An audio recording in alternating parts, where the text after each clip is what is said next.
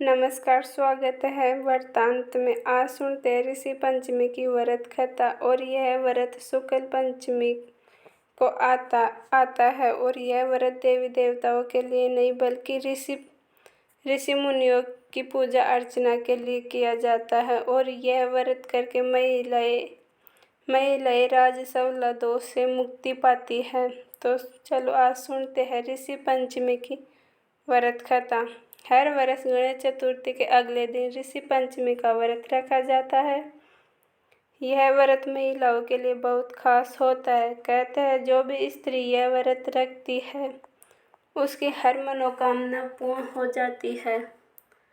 भारत के कई जगहों में इसे भाई पंचमी के नाम से भी जाना जाता है। यह व्रत देवी देवताओं को नहीं बल्कि सप्तऋषियों को समर्पित है। इस दिन सप्तऋषियों की पूजा करने का विधान है। जाने अनजाने में हुई गलतियों से मुक्ति दिलाने के लिए भी यह व्रत उत्तम माना गया है।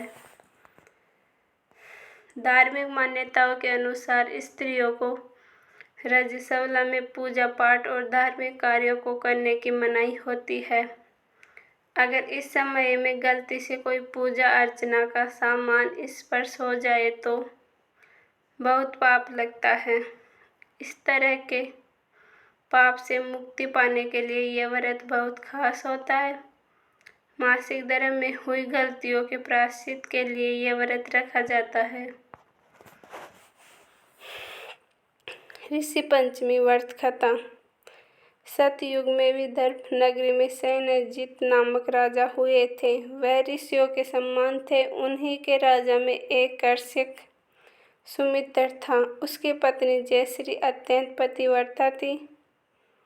एक समय वर्षा ऋतु में जब उसकी पत्नी खेती के कामों में लगी हुई थी तो वह रजस्वला हो गई। उसको रजस्वला होने का पता लग गया, फिर भी वह घर के कामों में लगी रही। कुछ समय बाद वह दोनों स्त्री पुरुष अपनी अपनी आयु भोग कर मृत्यु को प्राप्त हुए। जयश्री तो कुतिया बनी और सुमित्र को रजस्वला स्त्री के संपर्क में आने के कारण बैल की योनि मिली। क्योंकि ऋतु दोष के अतिरिक्त इन दोनों का कोई अपराध नहीं था, इसी कारण इन दोनों को अपने पूरे जन्म का समस्त विवरण याद रहा। वे दोनों कुतिया और बैल के रूप में उसी नगर में अपने बेटे सुचित्र के यहाँ रहने लगे। धर्मात्मा सुचित्र अपने अतिथियों का पूर्ण सत्कार करता था। अपने पिता के श्राद्ध के दिन उसने अपने घर ब्राह्मणों को भोजन के लिए नाना प्रकार के भोजन बनवाए। जब उसकी स्त्री किसी काम के लिए रसोई से बाहर गई हुई थी तो एक सर्प ने रसोई की खीर के बर्तन में विष वमन कर दिया। कुतिया के रूप में सुचित्र की माँ कुछ दूर से सब देख रही थी। पुत्र की बहू के आने पर उसने पुत्र को ब्राह्मण हत्या के पाप से बचाने के लिए उस बर्तन में मुँह डाल दिया। सुचित्र की पत्नी चंद्रवती से कुतिया का यह करते देखा न गया और उसने चूल्हे में से जलती लकड़ी निकालकर कुतिया को मारी। बेचारी कुतिया मार खाकर इधर उधर भागने लगी।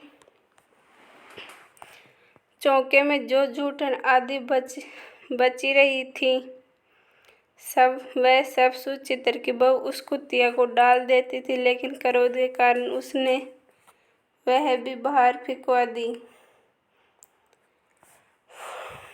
सब खाने का सामान फिंकवा कर बर्तन साफ करके दोबारा खाना बनाकर ब्राह्मणों को खिलाया।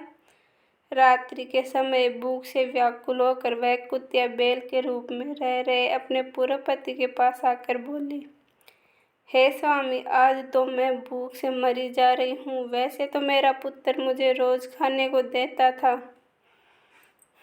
लेकिन आज मुझे कुछ नहीं मिला।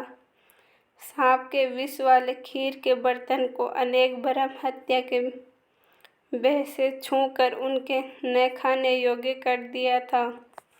इसी कारण उसकी बहू ने मुझे मारा और खाने को भी कुछ नहीं दिया। तब वह बैल बोला, हे बद्रे, तेरे पापों के कारण तो मैं भी इस योनि में आ पड़ा हूँ और आज धोते धोते मेरी कमर टूट गई है। आज मैं भी खेत में दिन भर हल में जुता रहा। मेरे पुत्र ने आज मुझे भी भोजन नहीं दिया और मुझे मारा भी बहुत। मुझे इस प्रकार कष्ट देकर उसने इस श्राद्ध को निष्फल कर दिया। अपने माता पिता की इन बातों को सुचित्र सुन रहा था। उसने उसी समय दोनों को भरपेट भोजन कराया और फिर उनके दुख से दुखी होकर वन की ओर चला गया। वन में जाकर ऋषियों से पूछा कि मेरे माता पिता किन कर्मों के कारण इन नीच योनियों को प्राप्त हुए और अब किस प्रकार इनको छुटकारा मिल सकता है।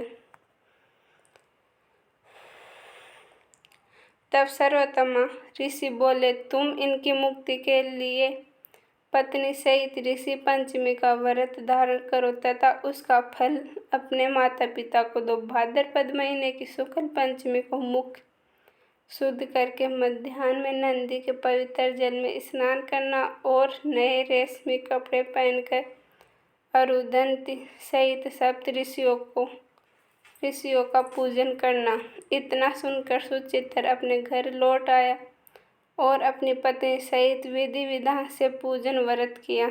उसके पुण्य से माता पिता दोनों पशु योनियों से छूट गए। इसलिए जो महिला श्रद्धा पूर्वक ऋषि पंचमी का व्रत करती है वह समस्त सांसारिक सुखों को भोग कर बैकुंठ हो जाती है।